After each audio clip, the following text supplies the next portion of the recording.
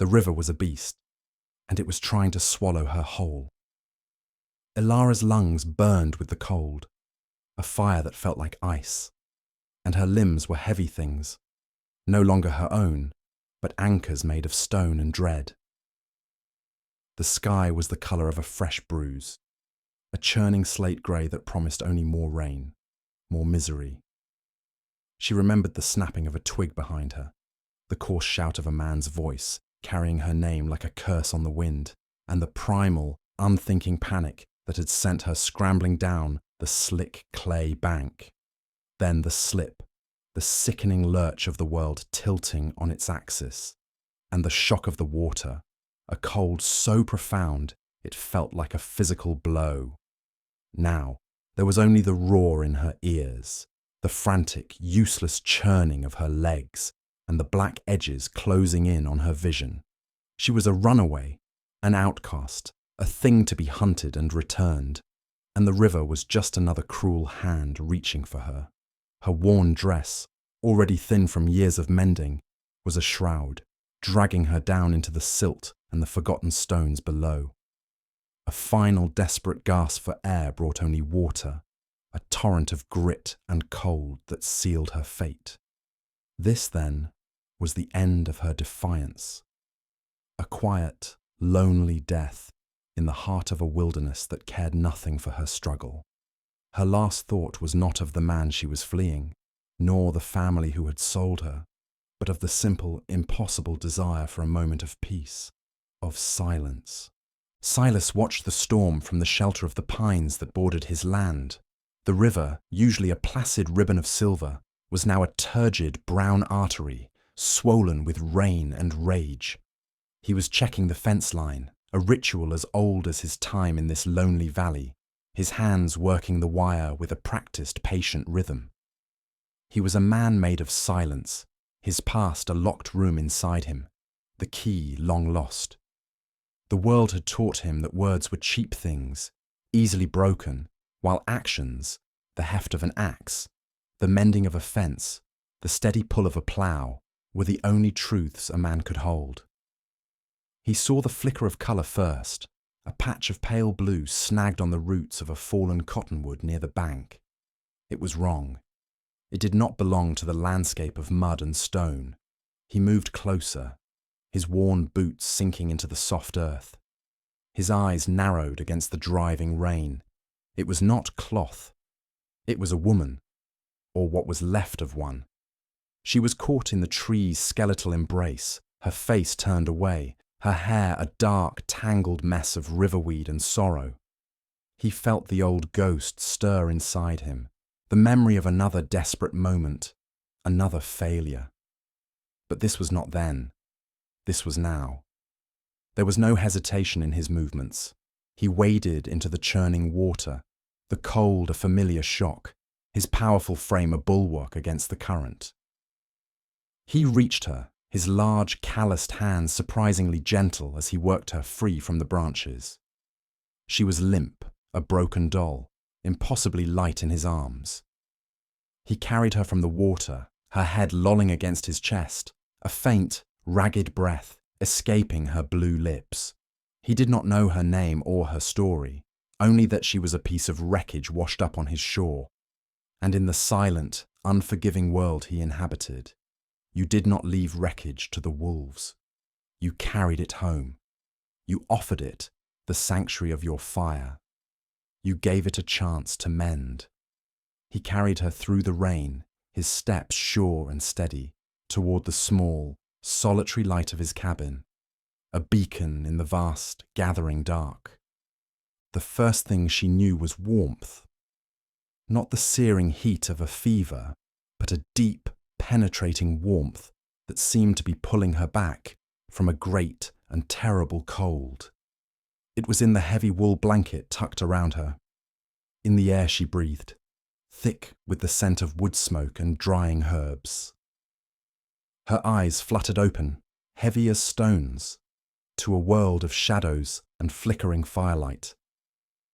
A low ceiling of rough-hewn logs, the silhouette of a stone hearth, the quiet, rhythmic crackle of a fire. She was on a cot, dressed in a man's flannel shirt that swallowed her small frame, her own wet clothes nowhere in sight. Fear, sharp and metallic, spiked through her. She tried to sit up, a gasp catching in her throat, but a wave of dizziness sent her falling back against the thin mattress. A shadow detached itself from the far side of the room. He was a large man, broad-shouldered and tall, his face obscured by the dim light, but she could feel the weight of his presence, the stillness of him.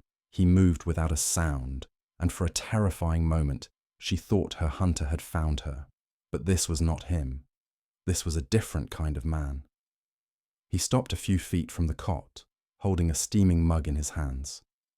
He said nothing, simply watched her, his expression unreadable. She stared back, her heart a frantic drum against her ribs, her body tense to fight or flee, though she knew she could do neither. He was a stranger, a man of the wilderness, and she was utterly at his mercy. Silas saw the terror in her eyes. He'd seen it before, in cornered animals, in spooked horses. It was a wild, untamed thing, and he knew better than to approach it head-on. He had stripped her of her wet, ruined dress and wrapped her in blankets, working with a detached clinical efficiency to save her from the river's chill. He had sat by the fire through the night, listening to the shallow rasp of her breathing, waiting. Now, seeing the panic that washed over her, he held up a hand, palm open, a gesture of peace. He set the mug of broth on the small, rough crate beside the cot and backed away, returning to his vigil in the worn armchair by the hearth. He would not crowd her. He would not demand a name or a story. The river had already taken enough from her. He would not take what little she had left. He would give her silence. He would give her space. He would let her see that his home, this small, solitary cabin, was not another cage. He turned his attention back to the fire, but his awareness was fixed on the small, fragile woman on the cot. He could feel her fear like a palpable thing in the room, a low hum of distress beneath the crackle of the flames. He had brought her here to save her from the storm, but he knew, with a certainty that settled deep in his bones, that the real storm was the one she carried inside her. And against that tempest, all he could offer was the quiet, steady patience of a man who understood what it meant to be haunted. He had his own ghosts.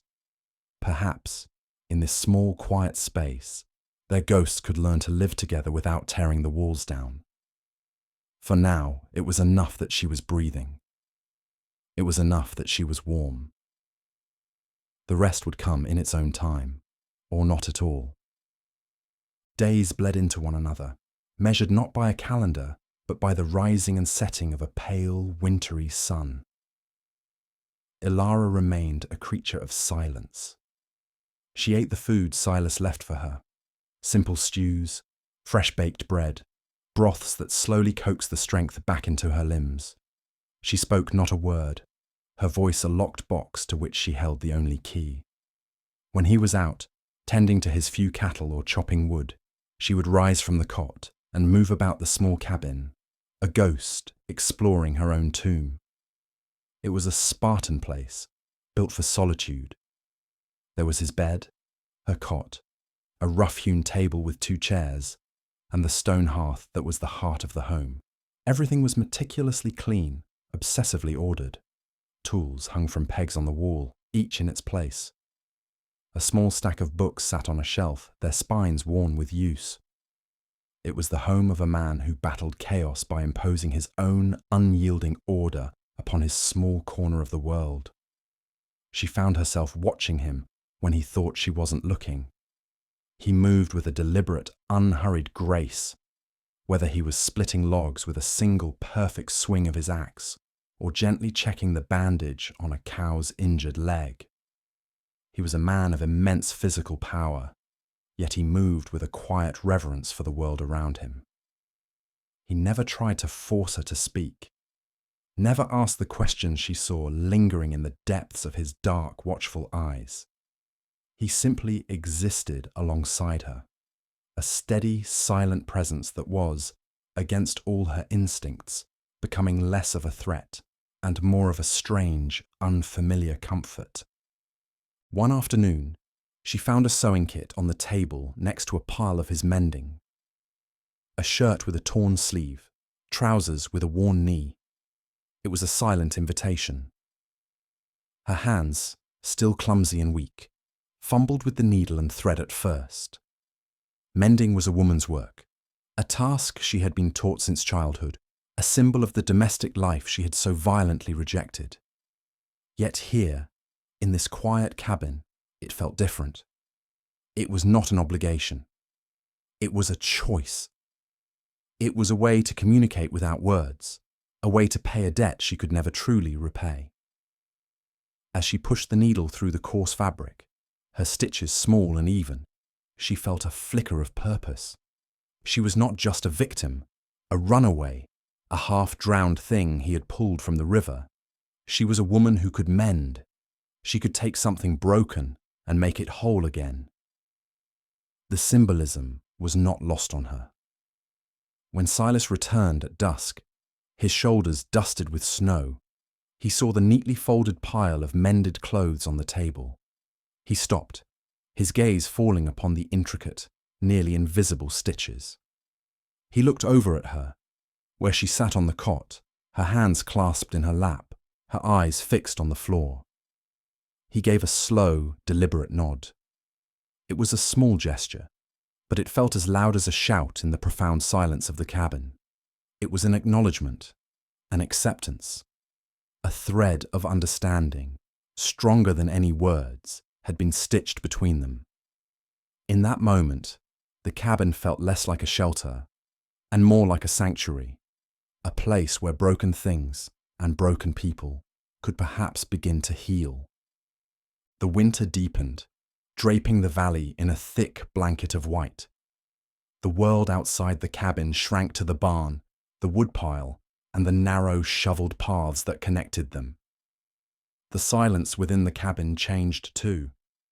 It was no longer the brittle silence of fear and uncertainty, but a softer, more companionable quiet, filled with the small sounds of two people sharing a space.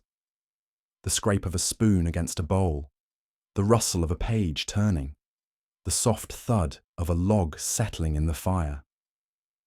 Ilara had taken over the cooking, her skills in the kitchen a quiet surprise. She could make a savoury stew from the barest of ingredients and bake bread that filled the small space with a scent of home that Silas had not known in years.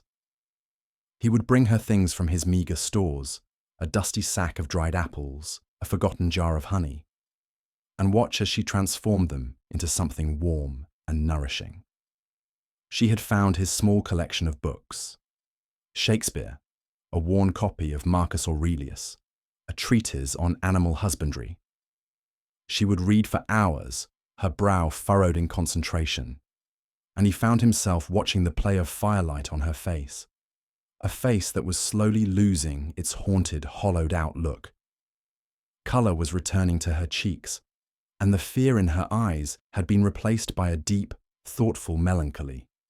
She was still a mystery, a shipwrecked soul, but she was no longer just a victim. He saw a fierce intelligence in her, a resilience that was as strong and unyielding as the ancient pines outside. One night, the wind rose to a furious shriek, rattling the window panes and throwing handfuls of snow against the cabin walls like gravel. A blizzard descended upon them, a white fury that erased the world. The temperature plummeted. Silas worked for hours, securing the barn, ensuring the animals had enough feed and water to last, his face raw from the wind and ice. When he finally stumbled back inside, covered in snow, Ilara was there. She had a hot mug of cider waiting for him and a towel she had warmed by the fire. She took his frozen gloves from his numb hands and began chafing them between her own, her touch gentle but firm. "You'll lose them to frostbite," she said, her voice a low, rough whisper, the first words she had spoken to him in all these weeks. The sound of it startled them both. It was hoarse from disuse, but it was clear and steady.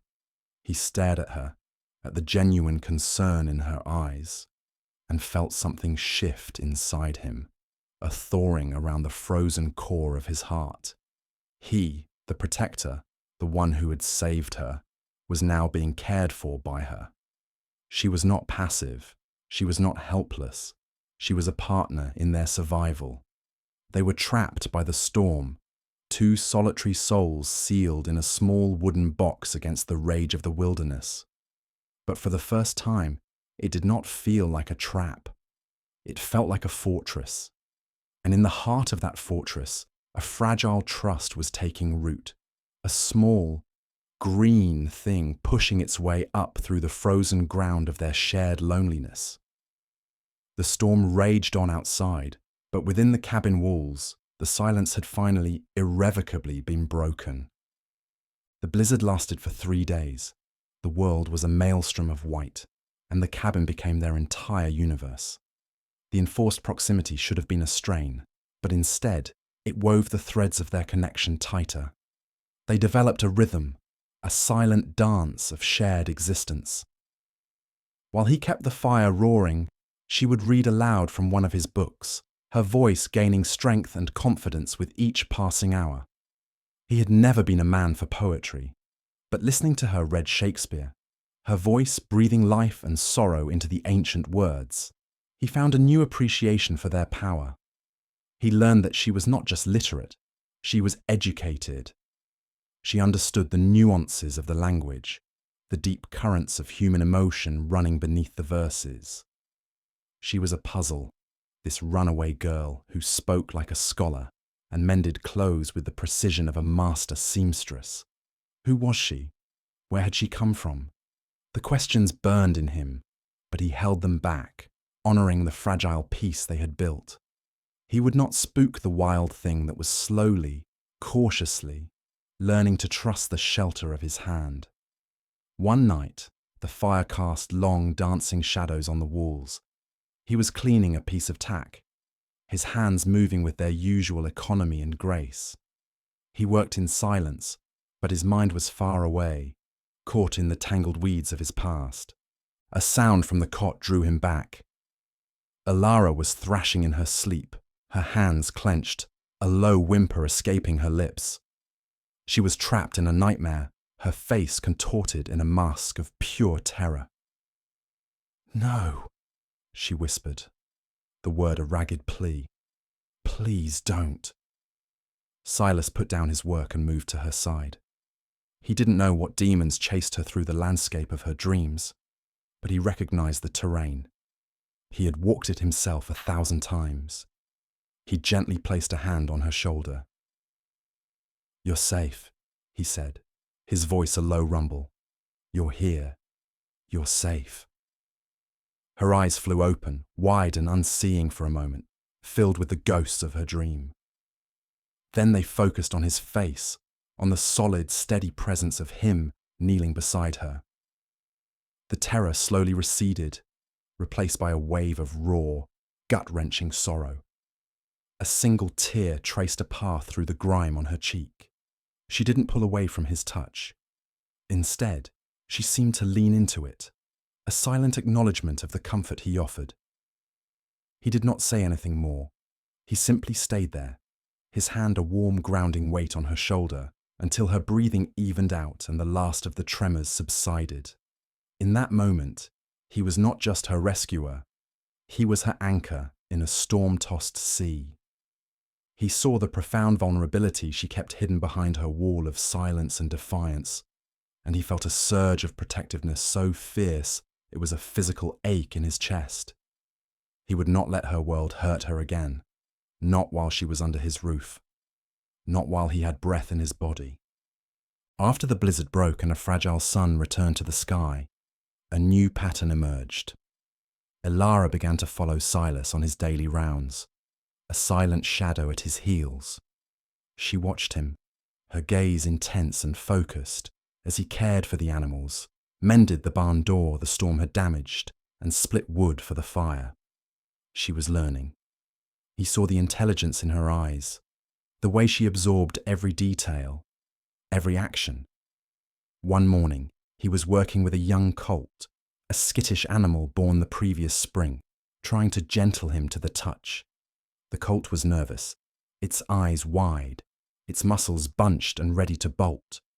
Silas moved slowly, speaking in a low, soothing monotone, but the animal remained tense.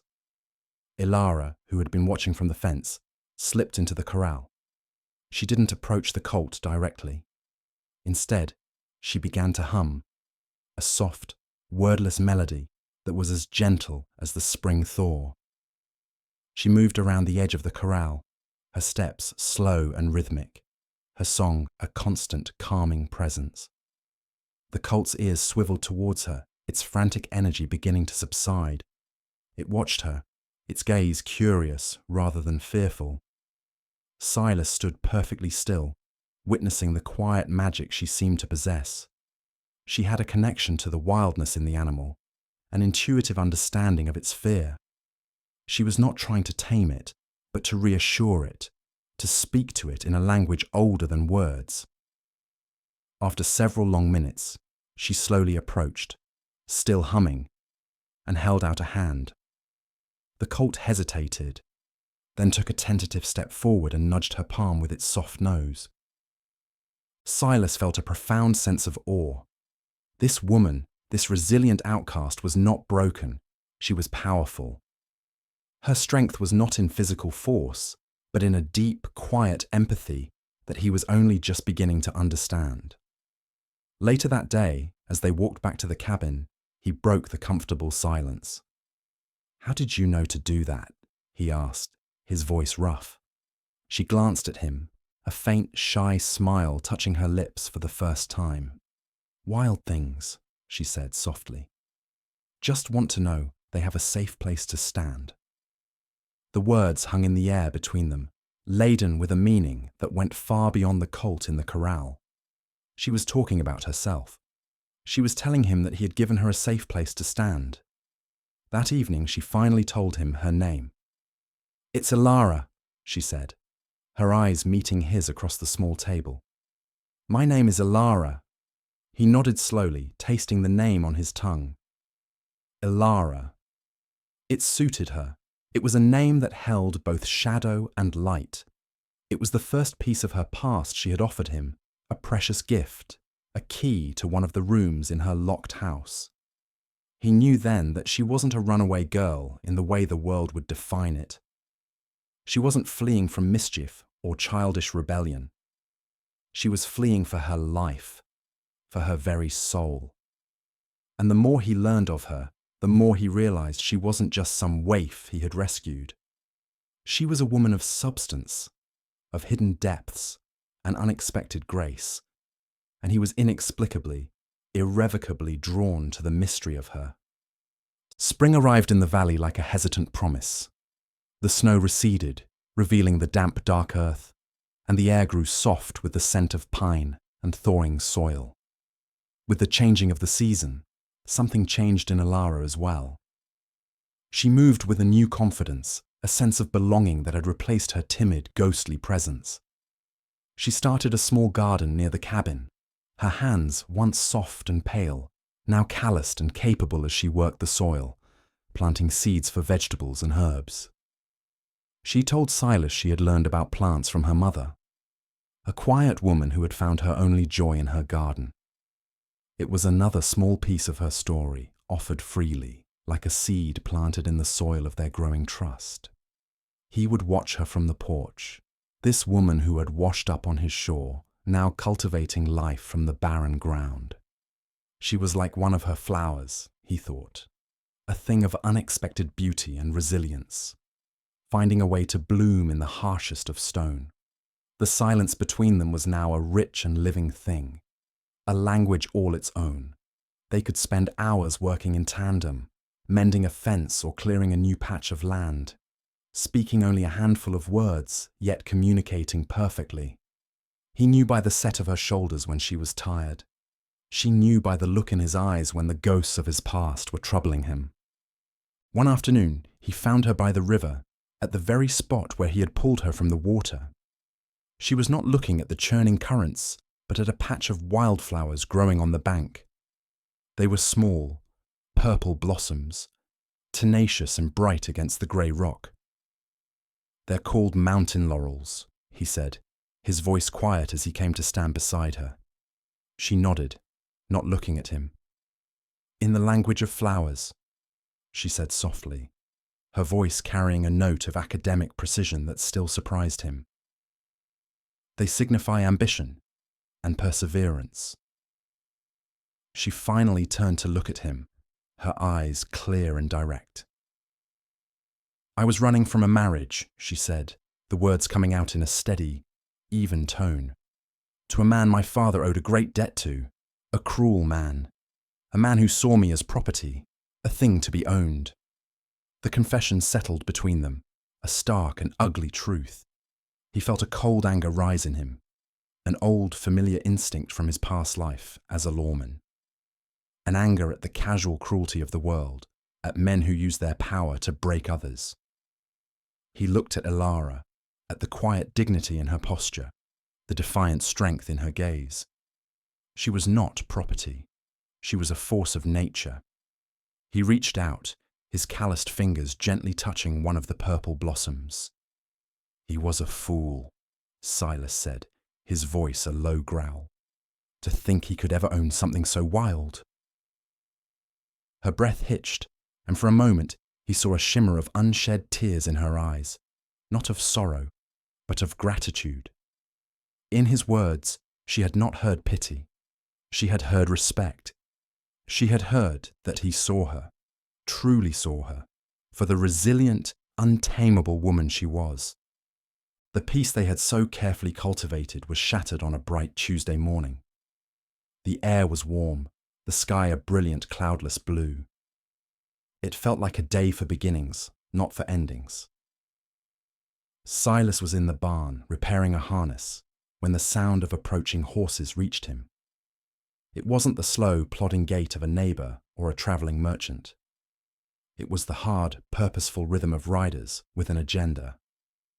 He stepped out into the sunlight, his eyes narrowed, and saw 3 men cresting the small hill that led to his cabin. They were not from this valley. They were town men, dressed in clothes that were too fine for the wilderness, their faces set in expressions of smug authority.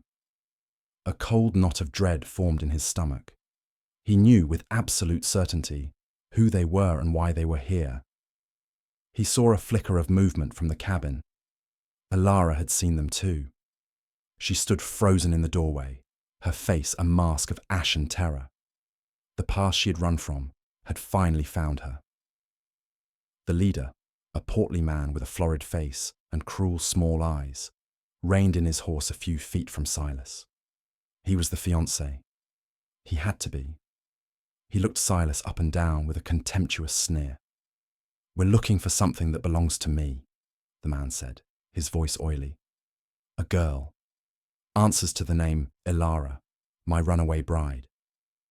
His gaze slid past Silas to the cabin, and his lips curled into a triumphant, possessive smile as he saw her.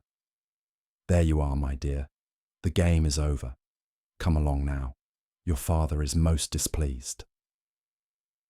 Elara shrank back into the shadows of the doorway, a tremor running through her, but Silas did not move. He remained where he was, a solid, immovable object, between the men and his home, between them and her. The quiet, solitary rancher was gone. In his place stood the man he used to be, the man who had faced down bullies and killers, the lawman whose name had once carried weight. "She's not going with you," Silas said, his voice flat and cold as riverstone. There was no anger in it, no heat, only a finality that was more threatening than any shout. The man laughed, a short, ugly bark. "And who are you to tell me what I can and can't do? A backwoods hermit. She is promised to me. The contract is signed." "I don't care about your contracts," Silas replied, his eyes never leaving the man's face. "This is my land, and she is under my protection." He took a half step forward, his body language a clear and unmistakable challenge. The other 2 men shifted in their saddles, their hands moving closer to the pistols at their hips. The air grew thick and heavy, vibrating with unspoken violence. The birdsong and the warm breeze were gone, replaced by a silence that was stretched taut as a wire. Elara watched from the doorway, her heart hammering against her ribs. She saw the man Silas was, the wounded protector, standing guard over the sanctuary he had given her. And in that terrifying moment, she felt a surge of something stronger than fear. It was a fierce, defiant love for this quiet man who was willing to face down the world for her. The fiancé's face purpled with rage. "Protection!" he spat, dismounting from his horse with a clumsy thud. "You've been harboring a thief, a disobedient, worthless girl who belongs to me." He started to shove past Silas, his hand reaching out as if to grab Elara from the doorway. Silas's movement was a blur of speed and contained power. His hand shot out, not in a punch, but to grip the man's outstretched arm in a vice of iron. "You will not touch her," he said, his voice dropping to a low, dangerous growl. The man cried out, his arrogance crumbling into a yelp of pain as Silas's fingers dug into his flesh. The two hired men, seeing their employer manhandled, drew their weapons.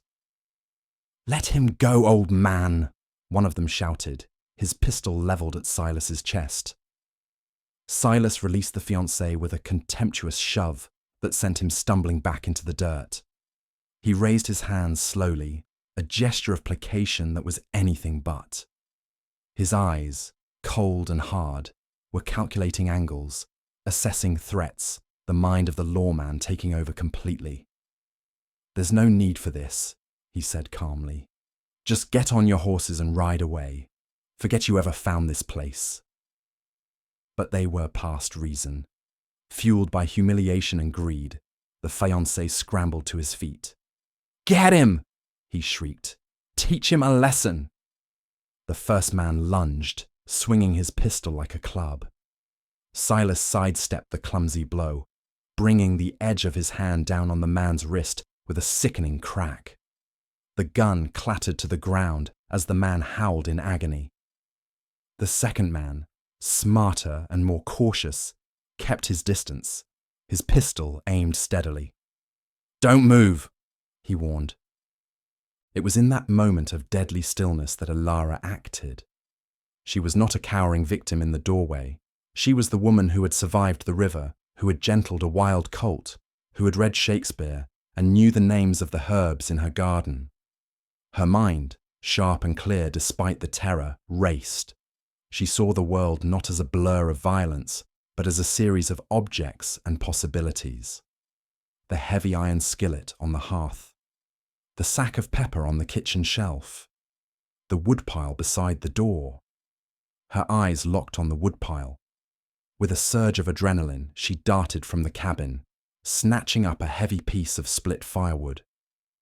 The gunman's attention was fixed on Silas. He didn't see her coming.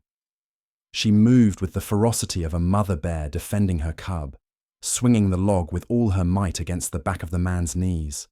His legs buckled with a cry of shock and pain, and as he fell, his shot went wild, splintering the wood of the barn wall harmlessly. Silas seized the opening. He closed the distance in 2 long strides, a whirlwind of controlled violence. He disarmed the fallen man and subdued the first, his movements efficient and brutal. The fiancé, his face a mask of disbelief and fear, stared at the scene, at the quiet rancher who fought like a demon and the runaway girl who had just crippled one of his men. He saw his power, his authority, his entire world crumble in the dust of this remote, forgotten valley. He scrambled back to his horse, his eyes wide with a new and profound terror, and fled without a backward glance, leaving his 2 injured men groaning in the dirt. The sudden silence that followed was deafening. Silas stood breathing heavily, his chest rising and falling, the fire of battle still in his eyes. He turned to look at Elara, who stood with the piece of firewood still clutched in her hands, her knuckles white. She had not just been protected. She had fought. They had fought together. The adrenaline faded, leaving a shaking, hollowed-out aftermath. One of the hired men had a broken wrist, the other a dislocated knee. They were threats no longer, just miserable, pain-ridden men. Silas bound their hands and tended to their injuries with a grim, dispassionate efficiency. He was a man who knew how to mend as well as break. He gave them water and left them in the shade of the barn, telling them he would ride to the nearest settlement and fetch the sheriff come morning. They were no longer his concern. His only concern was Elara. He walked back to where she stood, still rooted to the spot near the cabin. The piece of firewood had fallen from her hands. She was staring at her own palms, at the dirt and splinters, as if they belonged to a stranger. He saw the faint tremor in her hands and knew it was not from fear, but from the shock of her own capacity for violence. He reached her, stopping a few feet away, giving her space. "Are you hurt?" he asked, his voice softer now, the hard edge of the lawman gone. She shook her head, not looking up. I hit him," she whispered, the words filled with a horrified awe. "I could have killed him." "You saved my life, Elara," he said simply. He took another step closer and gently took her hands in his. They were cold as ice. He rubbed them, trying to bring warmth back into them, his touch a grounding force. "You did what you had to do. You survived. We survived." She finally looked up at him, her eyes wide and searching. In their depths, he saw not just the shock of the fight, but the dawning of a profound and unshakable truth. Their bond had been forged in silence and solitude, tested by storms, and now it had been sealed in blood and courage. The last of her walls crumbled. The last of his reserve melted away. "They won't be back," he said, his voice a low, certain promise. "This is your home now, if you want it." A single tear, hot and cleansing, rolled down her cheek. "My home," she repeated, the word a prayer. In that moment, surrounded by the quiet aftermath of violence, under the vast and indifferent blue sky, they were no longer two separate, wounded souls. They were two halves of a whole, a fortress built of shared silence and mutual respect, a sanctuary they had defended together. He released one of her hands and gently brushed the tear from her cheek with his thumb. The gesture was tender, intimate, a confession of everything he could not say. He was the wounded protector, and he had finally found something, someone, worth protecting. She was the resilient outcast, and she had finally found a place where her wild, untamed heart was not just accepted, but cherished. A place where she belonged. A place to finally, truly be home. As twilight painted the valley in hues of soft purple and rose, a profound peace settled over the small ranch. The injured men were gone, delivered to the distant hand of the law. Silas and Elara were alone again, but the nature of their solitude had been forever changed. It was no longer about isolation. It was about sanctuary.